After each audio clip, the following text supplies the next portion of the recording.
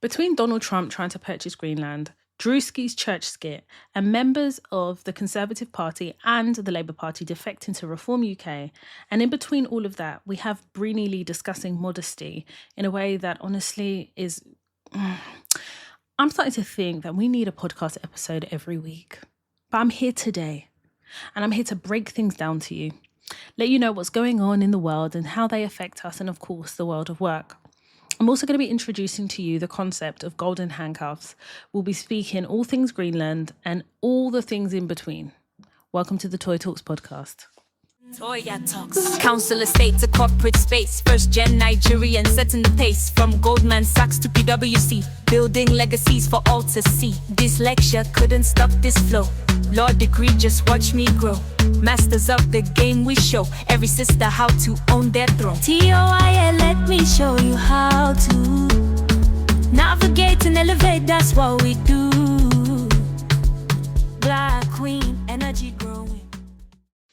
So a couple of weeks ago, I was on Instagram and I was discussing Donald Trump and his invasion, because that's the only way you could describe it, invasion and kidnapping of the Venezuelan president and his wife, who were then put on a US-owned vessel, shipped over to the US, to New York, to stand trial on terrorism charges.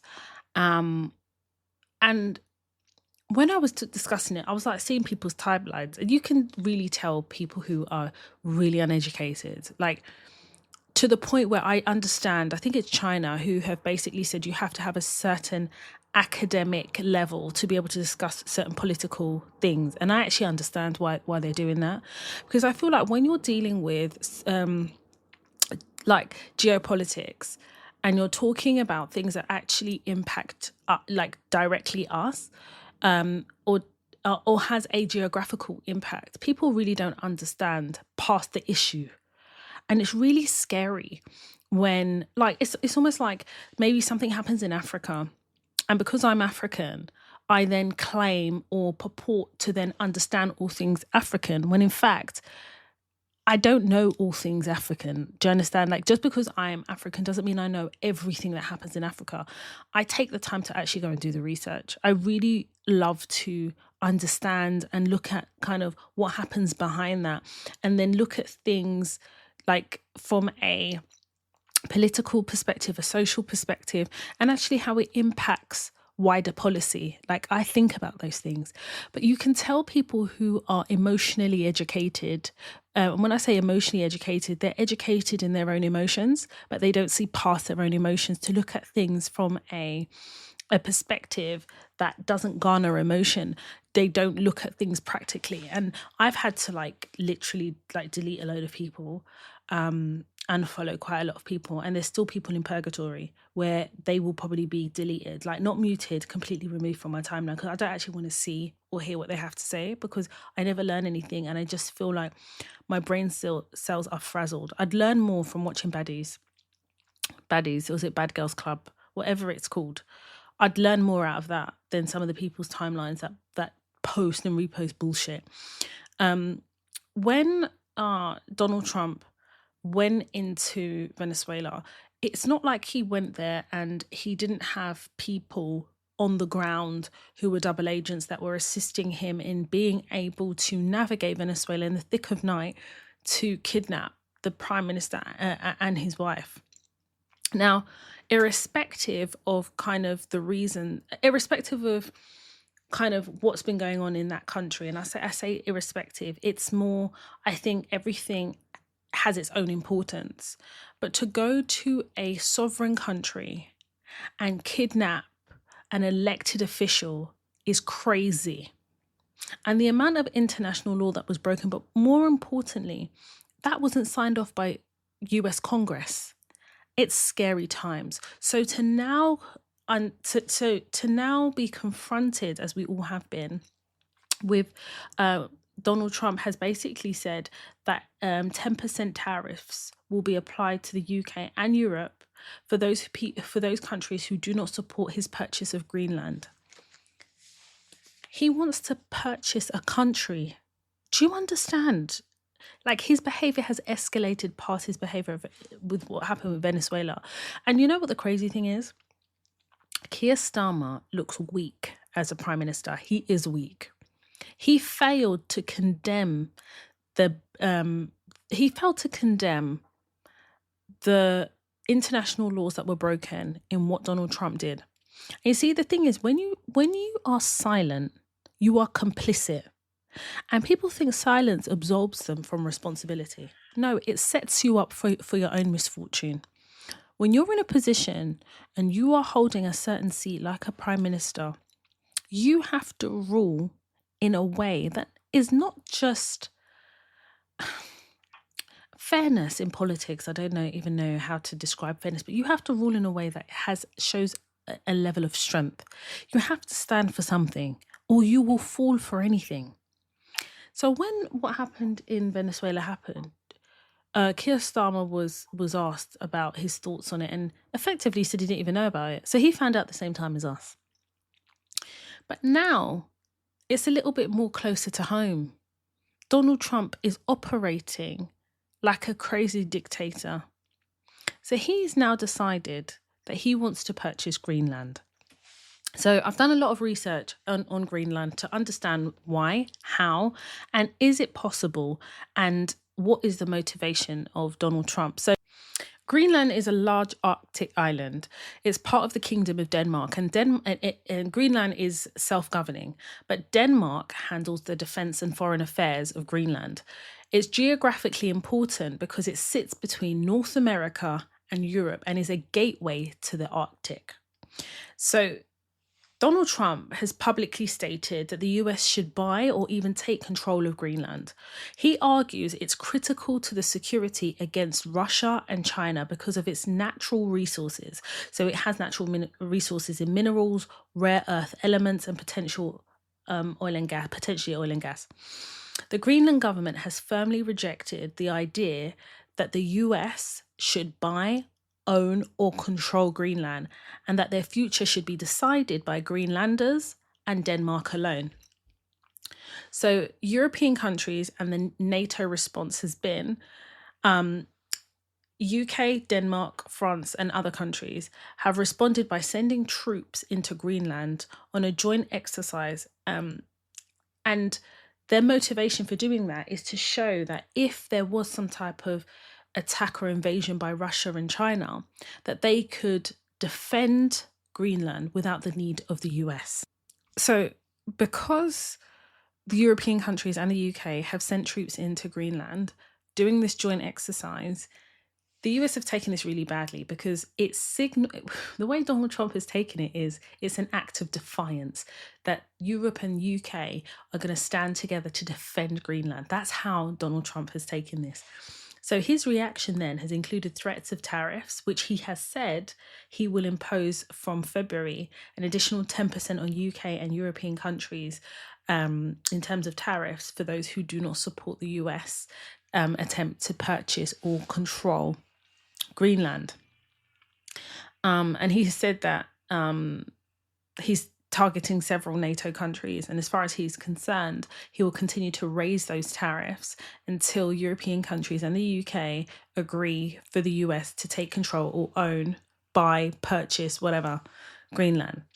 So the UK government has said Greenland's future is non-negotiable and should be decided only by the Greenlanders and by Denmark.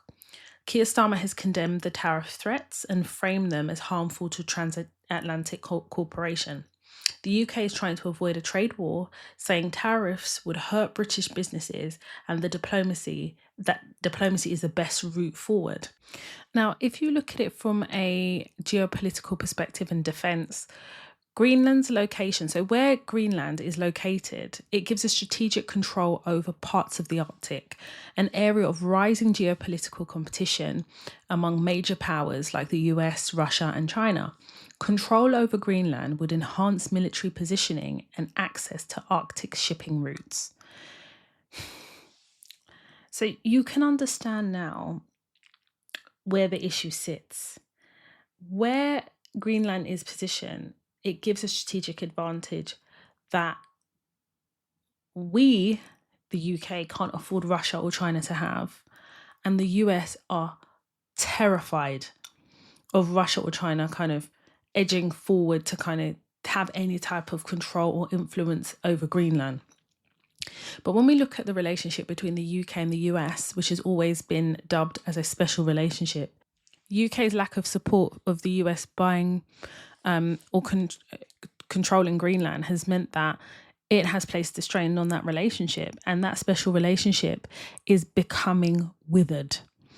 And this is what happens when the US don't have any respect. Like, Donald Trump does not respect Keir Starmer whatsoever. If he did, he wouldn't. You see, the problem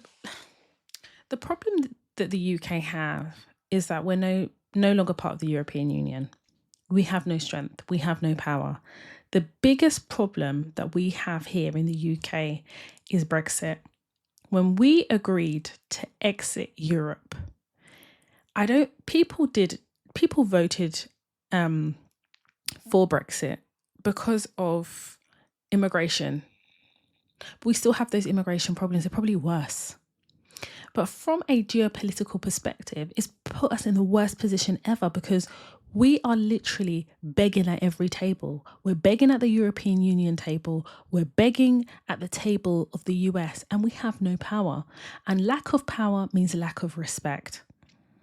And it's actually really uncomfortable to watch as Keir Starmer fails to condemn or criticize Trump and the decisions he makes, because he knows that the US have us over a barrel. We can't afford increase in tariffs. It would be a disaster. We're already dealing with a cost of living crisis and the cost of every crisis happening here in the UK.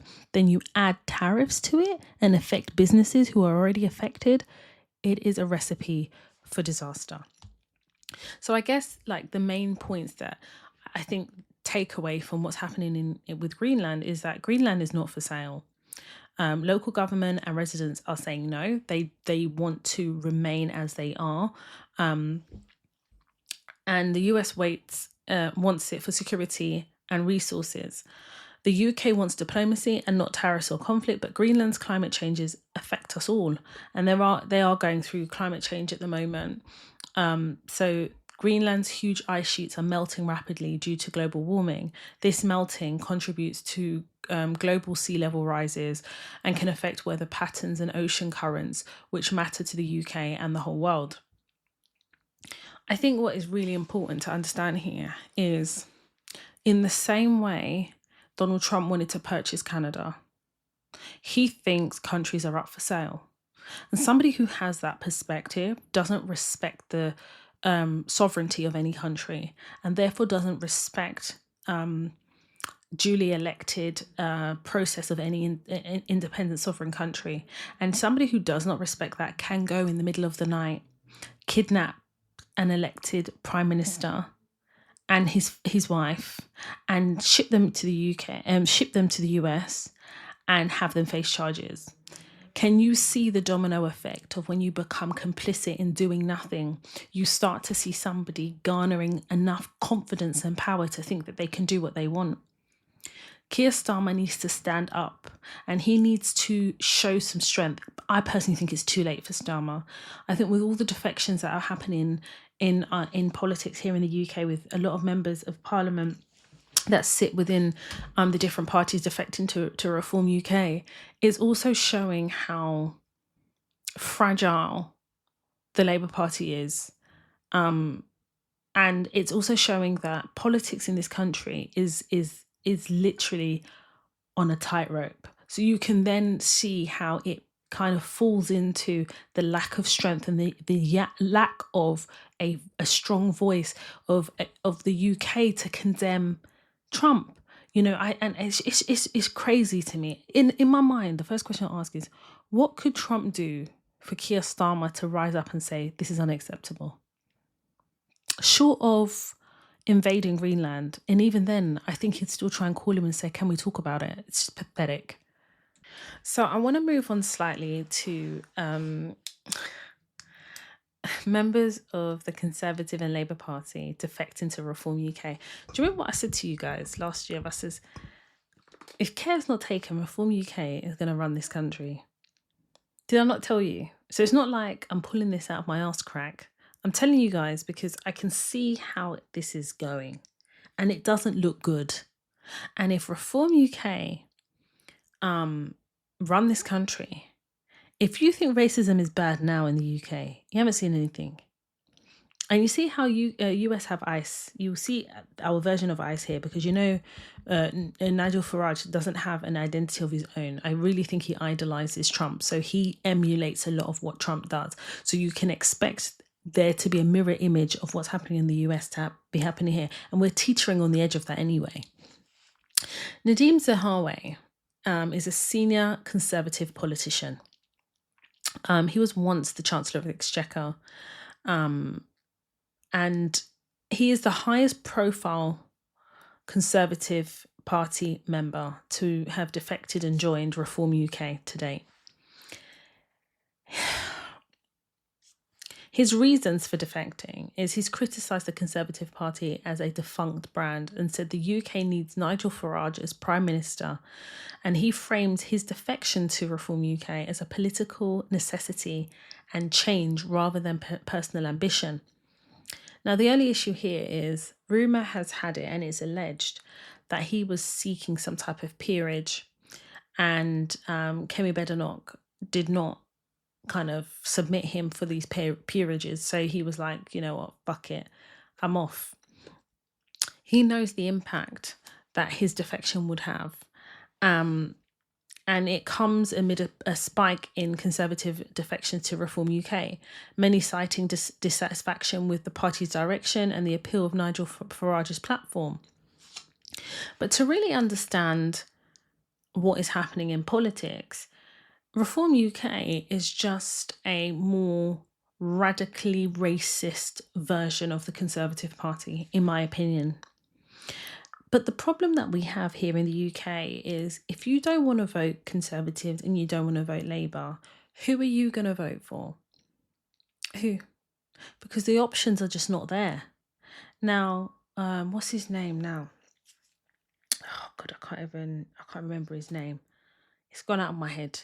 But he created what's his name now? I can see his face in my head. He was once a Labour Party leader. I can't remember his name. Oh God, didn't he have a relationship with Diane Abbott? I can't remember his name. And if it comes to me, I'll tell you guys. But there was meant to be a party that was created that was more to the ethos of what Labour was. And that hasn't come off. That hasn't happened. People have been talking about the Green Party, but we haven't heard much from the Green Party. Do you know, long are the days when political parties would start campaigning from now. Do you know what I mean? Start building up their brand. You see, you look at US politics and even the new mayor of New York, you see like the passion, you see like the campaign strategy. I feel like the UK are lazy in politics. Once they get the votes, they fuck off and do what they want. They act like all their party promises were all a figment of our imaginations. But if I was to say to you, who would you vote for today? If there was a vote for the next Prime Minister or the next party to take control, who would you vote for? Because I'm telling you now, I probably wouldn't vote. And I am almost ashamed to say that because I know what it's meant for women to be able to vote here in the UK. I don't ignore that history. But the point is, there's no point voting for a party I truly don't believe in, or voting and not being convicted in the party politics of who I'm voting for. But it's a really scary time right now because I don't think we have alternatives. So when it's time to vote, would there be record numbers of people who don't vote? And then you have a party that wins by default. It places us in a worse situation, but it's such a shame the way politics in the UK have evolved to a point where there is no clear respected leader. There's no shared understanding of the party line and politics. The defections and the senior level politicians defecting from these parties to reform signals a problem. Especially because Nadine Zahawi, he is I think he's originally Iraqi. So, and he's also condemned in the past. I think it's 2015. He condemned Nigel Farage quite harshly and quite rightly, labeling him a racist party. So to think that he's now joined that party, and the only reason why he's there is because I think that his political ambitions weren't being met in the Conservative Party. It's really scary times, because if you can trade in your soul for Reform UK, we're all fucked. Let's move the conversation slightly. Who you know, Drewski? Is he a comedian or is he a streamer? I don't know what Drewski is, but what he is an entertainer. So recently, Drewski did a skit, and he based it on like being a church pastor, and he basically came from the ceiling. He was like propelled midair, wearing Christian Dior top, Louboutin shoes, and it is so funny. And it's basically satire, and it is taking real experiences and events and showing it to us in HD, slapping some humor on it, confronting a lot of the diabolical actions of pastors or people purporting to be pastors who are swindling, embezzling, and taking the piss out of a congregation who truly come there to seek spiritual refuge and a connection to God. Having been brought up in a church, and seeing the evolution of church, and then as an adult pursuing my own journey in religion and going to various churches, Drewski's skit was very on brand. Sorry, but it was. And he hit home some really key messages about, you know, you go to church, right? And I remember when my father died, and I was just looking for comfort. I was looking for covering, and not being able to feel comfortable in myself, because the person who made the world make sense was my dad, and he had died, and I hadn't had a chance to say goodbye. I didn't know how to live in a world without my father. I'd already made 2 attempts on my life, and I was literally disintegrating as a person. I was poor. I had no money. I was signing on. I was depressed. My mum was making my life a living hell. And I was grieving and still trying to figure out, like, what the fuck am I supposed to do with my life? And I don't want to be here anymore. To then go to a church, and having been raised and culturally been shown that the church is home. So you're looking for this home, and you go in poor in spirit, poor in mind, poor in money. And you're sitting in the church, and the pastor, I think he called himself even a bishop. How did he become a bishop? I just didn't understand that. Anyway, let's not talk about how, I don't know, these titles and how they gain these titles. I don't know. Is this a vote? Like, is it a congregation vote? I don't know. Anyway, and the pastor, I never forget it. This bishop stroke pastor then says, I come here every week. And every week I come here. Do you know what it takes me to drive here? Who's putting the petrol in my car? Who's feeding me? And I'm asking you to donate. And you can't even put your hands in your pocket and donate? So how is the word of God supposed to reach your ears if the garden is empty? He said, if you're not willing to sow seeds, how do you expect to harvest? He says, there is no flock, because the flock refused to feed the shepherd. This is what a bishop stroke pastor said. I didn't even have a pound. The only money I had was my transport cost to get to church. I hadn't eaten that day. I only had enough money for KFC chicken wings. Is he telling me I should give him that chicken wing money and go to bed starving? How will I function to go to work the next day? I watched a woman put her hand in her pocket. She said it's her last £10, and I watched her give the money. She was then asking at the end of the service if somebody can help her to get home. She has no money. And the bishop stroke pastor took that woman's money. That was the last time I went to that church. Because when I was growing up in the church, that's not what I was taught. That's not what I saw. I saw if there was somebody struggling, the congregation will rally around that person and make sure that they have money to eat, at least go to work that week. Do you understand? But now the church has turned into a money-making machine where your pastor is looking richer than rich. And I'm not saying pastors shouldn't be rich. That's not what I'm saying. But if your congregation is weary, poor, hungry and destitute, and you're rolling around in a Bentley with Louis Vuitton handbag, new shirt every week from Christian Dior, I'm gonna start asking questions, because something ain't right. Something is not right. If your congregation are looking to you as somebody who's preaching the word of God, they see you as touched, at least akin to, a higher relationship with God, which God is telling you as a pastor that I can't afford tampons. I should use my last £2 to give to you for your own Christian ambitions. My Christian ambition is to get here to get the word of God so that I can continue with my life. There has to be a balance between doing what you can and God understanding you're doing your best.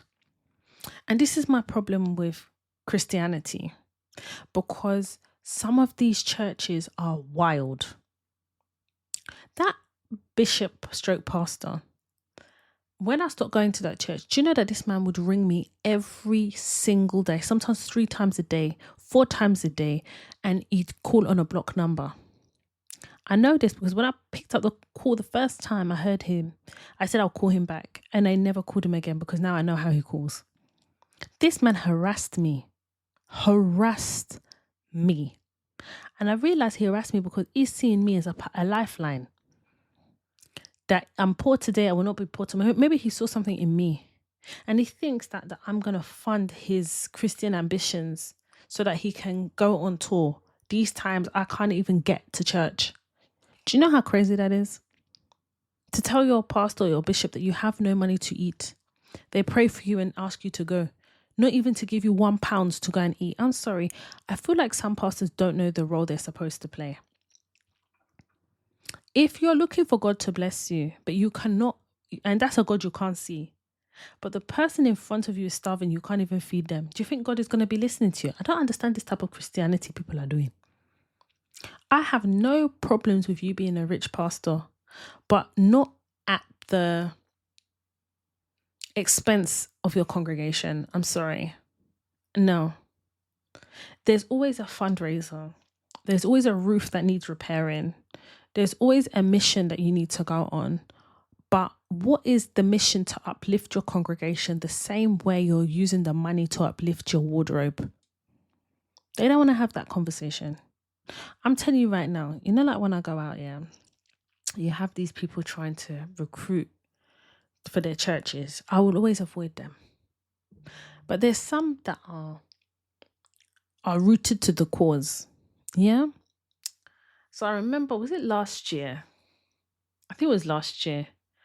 The woman said to me, if you want to make it to the kingdom of heaven, you have to come to church. I said, shut up.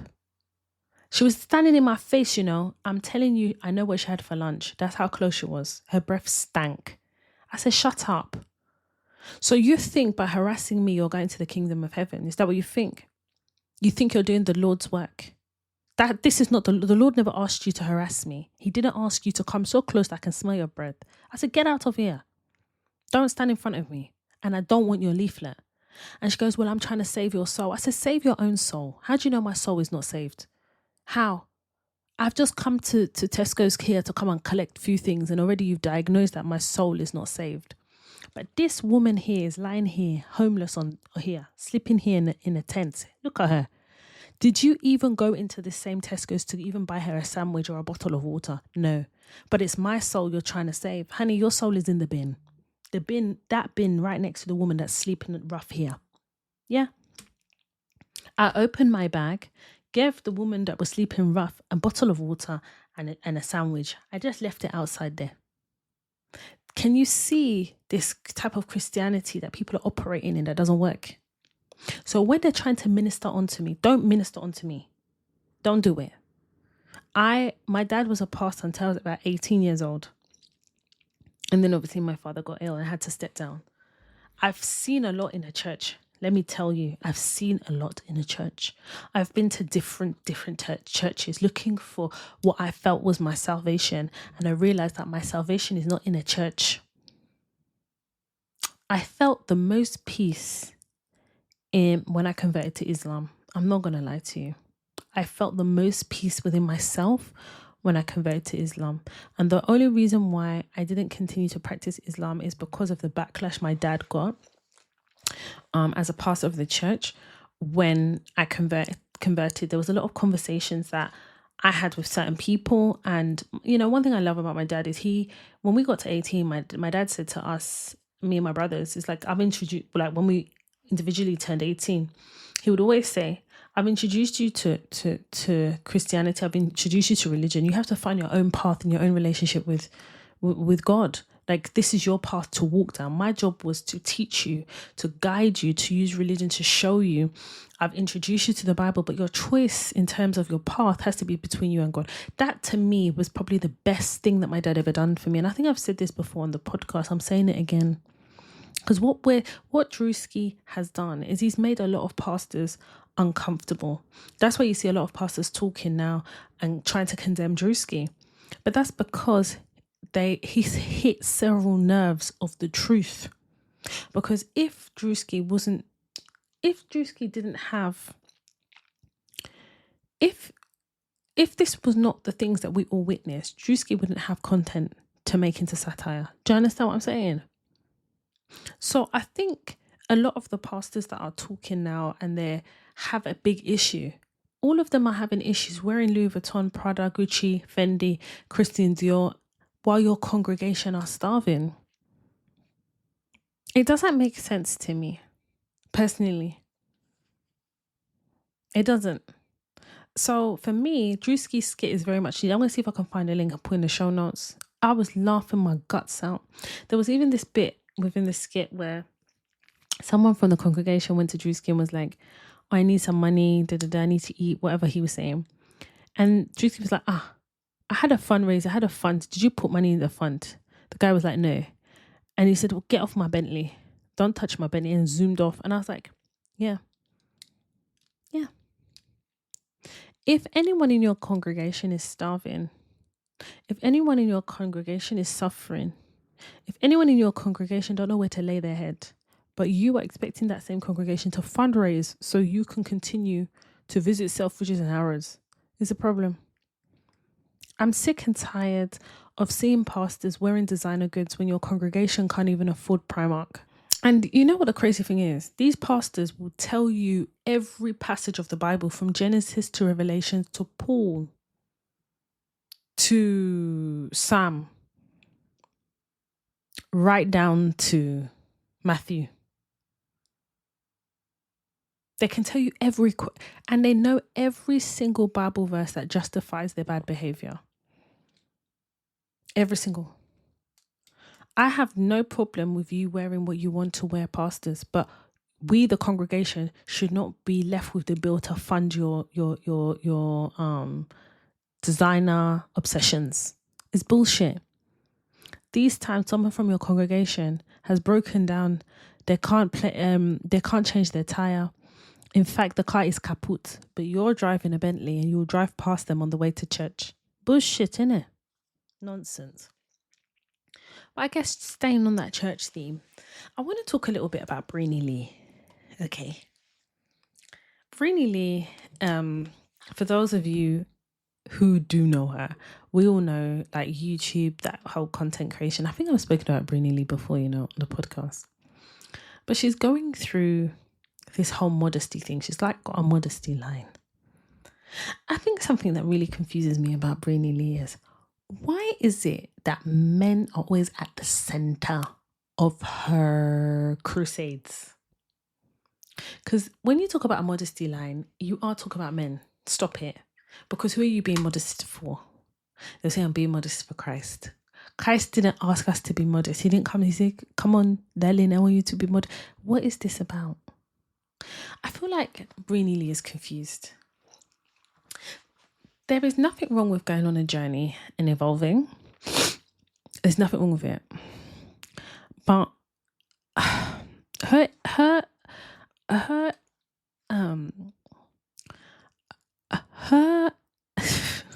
I'm trying to be PC because she's a sister and I'm trying to respect that element of things. But I'm really getting sick and tired of this whole pick me thing, this pick me vibe, this whole modesty. And it's almost like we're just going to erase a lot of our bad choices and pretend that they didn't happen because we're on this new crusade. And it's uncomfortable. The clothes are awful. Can I say something to you? You don't have to be covered from neck to the bottom of your feet to be modest. I think modesty starts with your choices and your heart. Are you modest in the way you live your life? And the word modesty is very subjective, by the way. But I think I speak more to you're going to be judged by the content of your heart and how you live your life. Are you modest in your approach and your interaction with your fellow ladies and gentlemen?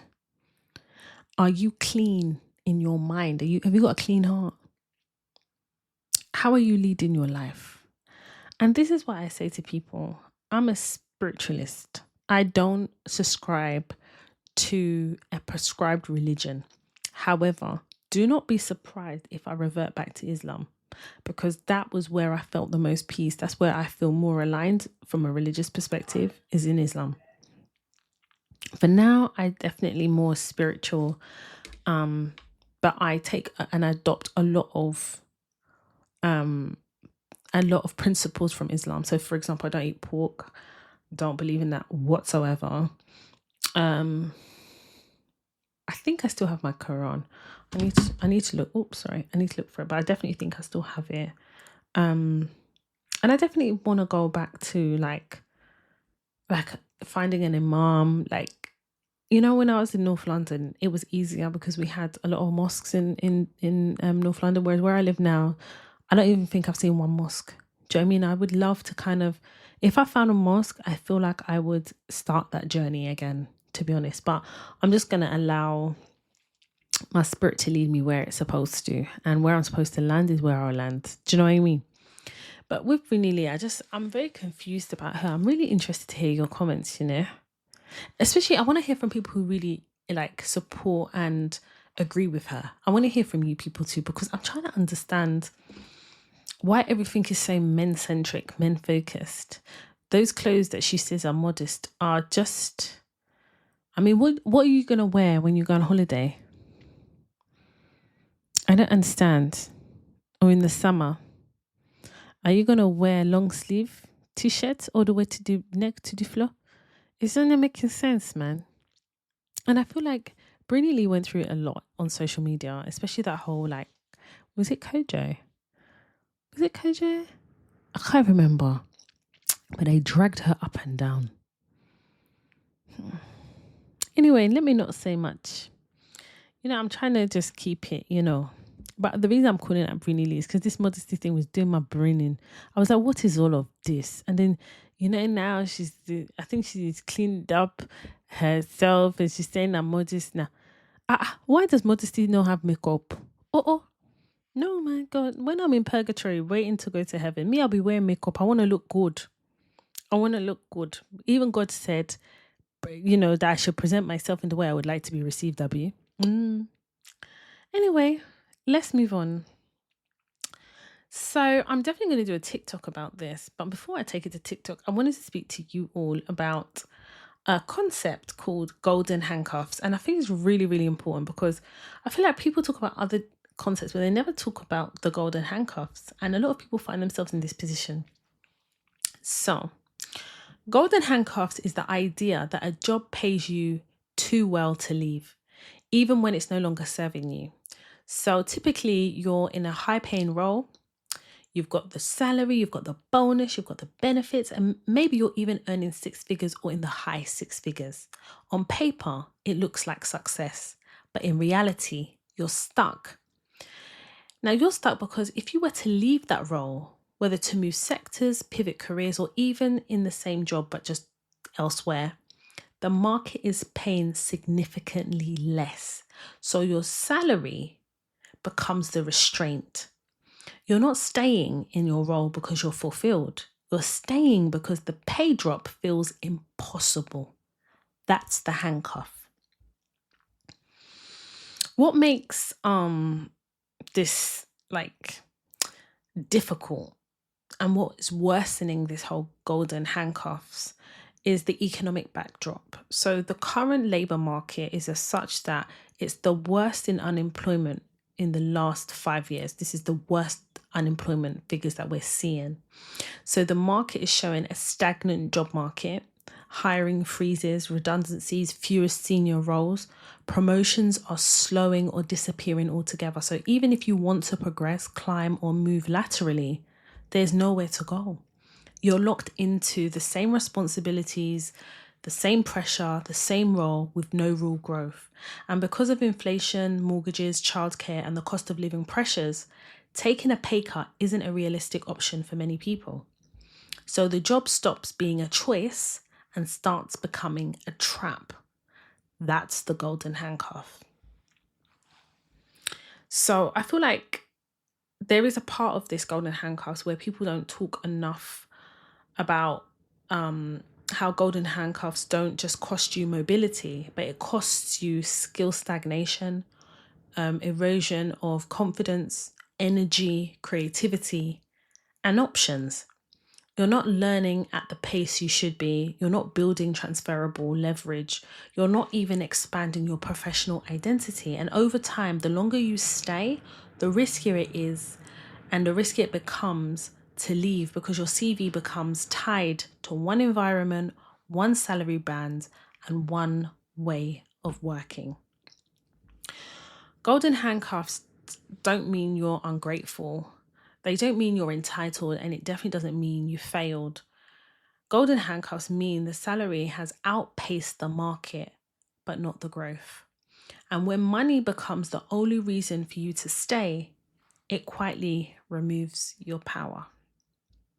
That's golden handcuffs. I feel like with golden handcuffs, especially in this market, it's difficult because on one hand, I was speaking to you guys 2 weeks ago about job hugging, and I posted on my TikTok about job hugging, and the general consensus is everyone's holding on to their jobs because the market is bad. But add job hugging to golden handcuffs, and you also have that personal, professional stagnation, the erosion of confidence, the erosion of skilling up, and the fear of leaving, because knowing that you want to progress, but possibly looking at roles that are paying you significantly less, you become handcuffed to your current position where you don't move up, you don't grow, you don't learn, you're tied and handcuffed to the money. It's not a great position to be in. And I wanted to discuss the concept here because there are people that go through that and people don't talk about it because it's like, well, you're on 6 figures or you're on the high end of the 6 figures, so you shouldn't complain. But some people don't want to stop at the 6 figures. They still want to grow, and that 6 figure grows with them. Do you know what I mean? Like, for me, definitely, I'm one of those people that always wants to grow, always wants to learn.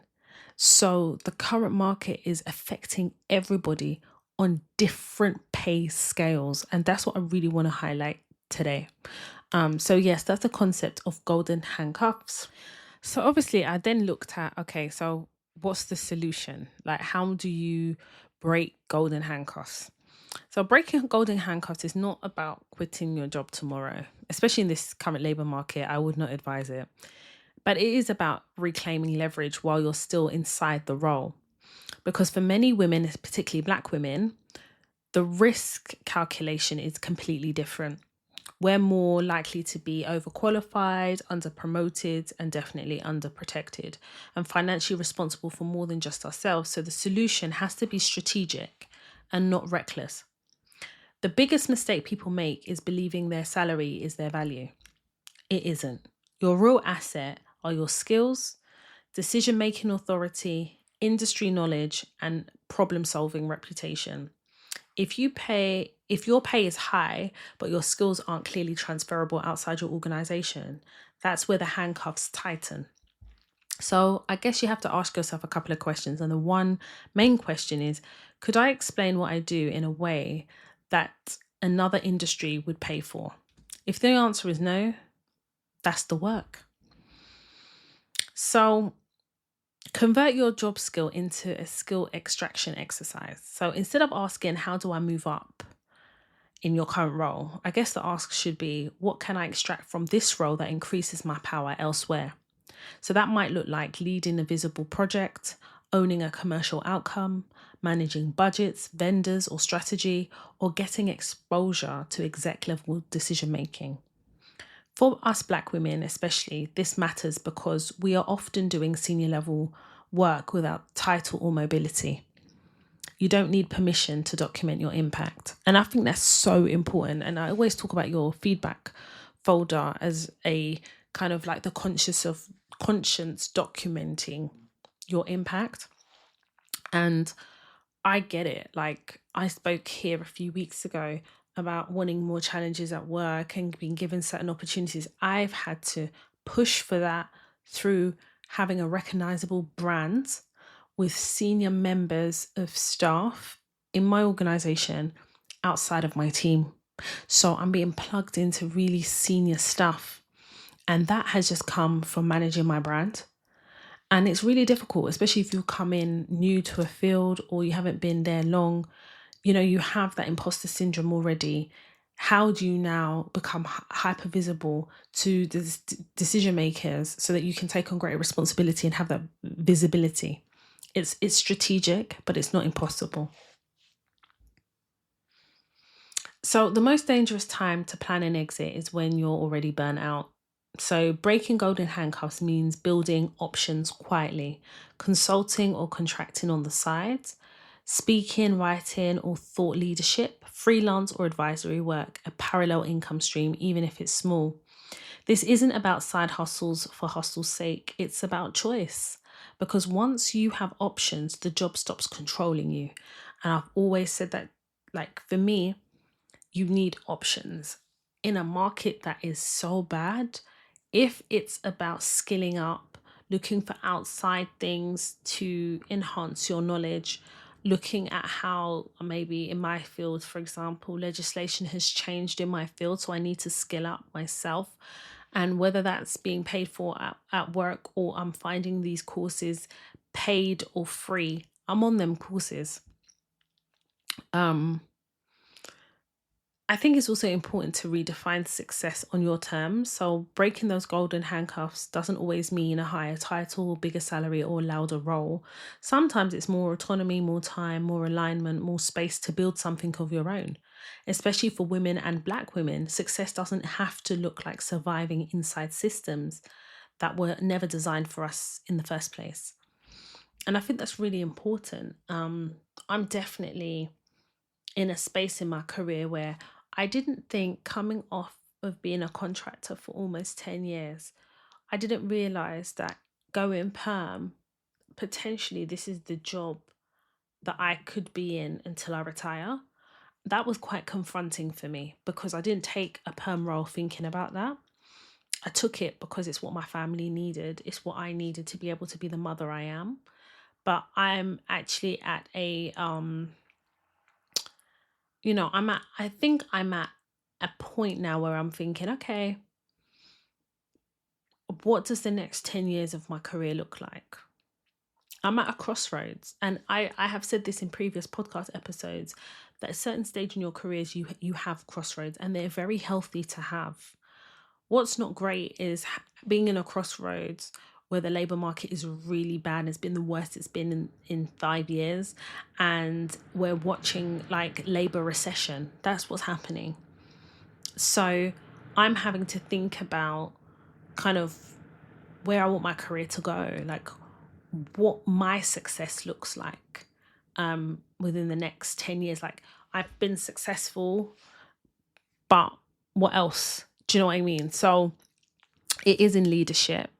And it's crazy because I'm operating at at least a director level. I'm at director level. I don't know why I'm stammering. I think it's just because hearing myself say it out loud and being told that has been quite confronting for me, because I'm at director level and I don't think I'll be able to attain that in my current workplace, irrespective of what was agreed at the point of contract. Because if the opportunities are not there, how are you able to then lend yourself to those higher titles? I definitely worry about the erosion of my skill set if stagnation creeps in.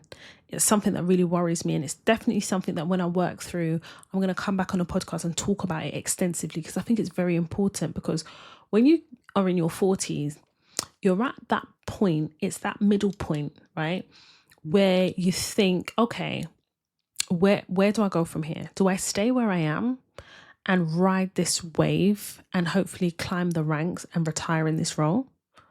Or am I continuing to kind of go to, am I going back to contracting? Am I looking for other organizations? Where are the other places I'd love to work? And what does success look like in those roles? Or is directorship really attainable where I am? And if it's not, is it attainable outside? And how am I going to get there and still be present in my home, be present as a mum? It's a really, really precarious stage to be in, because I can't complain about where I'm at and how much I earn and the things I've been exposed to, which have been amazing, but I want more. And I think there's nothing wrong in wanting more. Nothing.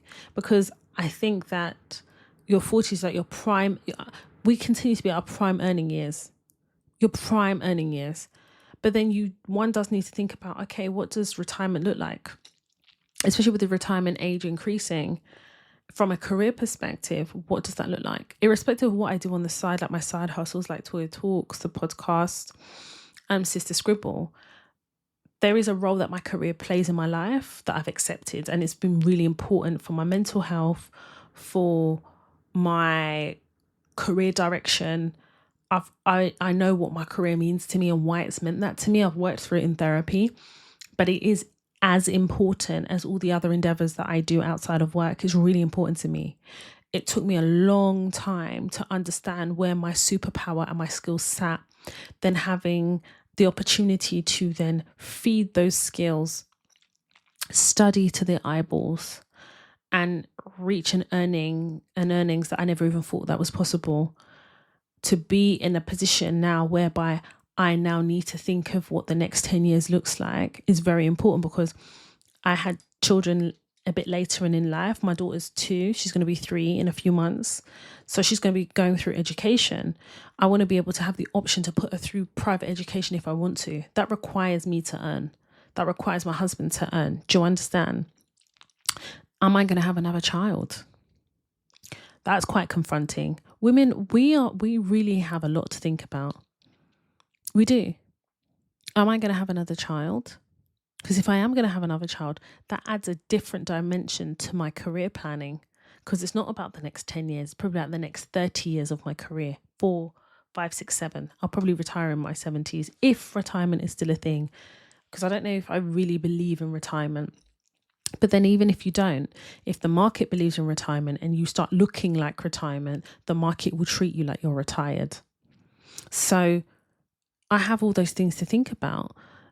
If I'm not going to have another child, then I have to really continue to grow my career at a really rapid level now, because, I also want the opportunity to enjoy my life, and enjoying my life will mean stacking, investing, all the other things, so that I can, rest a little bit, like not having to work. Like I've got a colleague, he works 3 days a week. He's only a little bit older than me. He has no children. Him and his wife decided they didn't want to have any children. And he said, I want to enjoy my money, Toya. This is what the start of retirement looks like for me. And I respect it. But it did make me think about what does career look like for me now? I'm 41 years old. It's a really confronting conversation to have. I'm going to research do some more. I love my Harvard studies, and I will bring all that information here. But I definitely think it was important that I spoke about it here on the podcast, because whilst you're in your 20s and your 30s and you're enjoying, not everybody can be a content creator. Not everybody can be a TikToker. Not everybody's going to win the lottery. There is going to have to be some life planning that you do. There is. We would love our businesses to be 6-figure, 7-figure businesses, but in order for that to happen, not everybody wants to borrow from the bank. So you're going to have to work to invest in those businesses to scale it up. I don't know about y'all with your side businesses. I find it really, I love my side businesses. I really enjoy it because it gives me opportunity to really be creative. But there's a part that is like, okay, like I wish I could have a social media manager. I wish I could have a personal assistant so that I could do the things, because I've got so much I need to do. Where is the motherfucking time? Where is the time? I need to update my masterclasses for the Toy Talks website. Where is the time to do all of that? Plus every other hat you wear outside of your side businesses and your career. It is a lot. But the point here is, what do you want the next?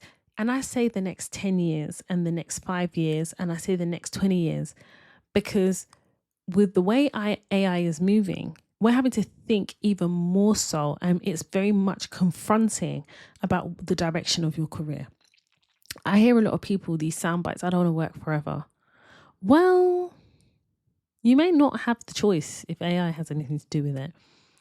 But I need to read this study for you guys about the lack of adoption of AI from women. Us women, we have career inequality as it is, and then we have technological inequality. I've done the research. I cannot wait to share the findings. There's a report that's coming out that I need to wait for. And once that comes out, I'm going to be sharing it with you guys, because as women, we need to step it up. It's not all, listen, AI is not just ChatGPT, by the way. We need to step shit up. We need to add to our knowledge, because we already know about the pay inequality. We already know about race relations in the workplace. Technological inequality will set us so far apart from our male counterparts. It's not even funny.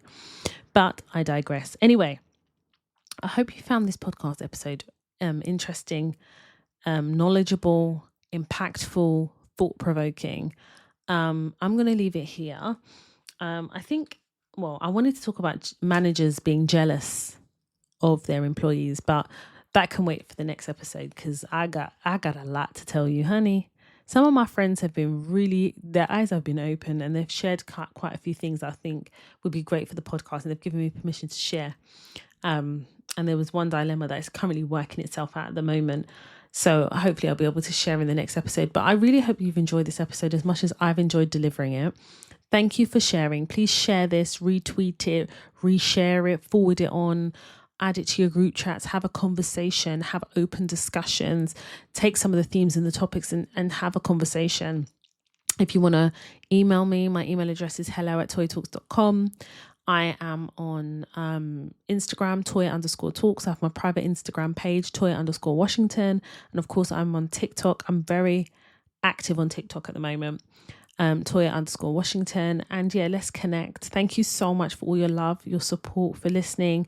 Please leave me a review, a comment, a rating on any podcast platform in which you listen to the Toy Talks podcast. Let's continue to grow this podcast. Let's continue to talk. Let's continue to share. My name is Toy Washington, and you have been listening to the Toy Talks podcast.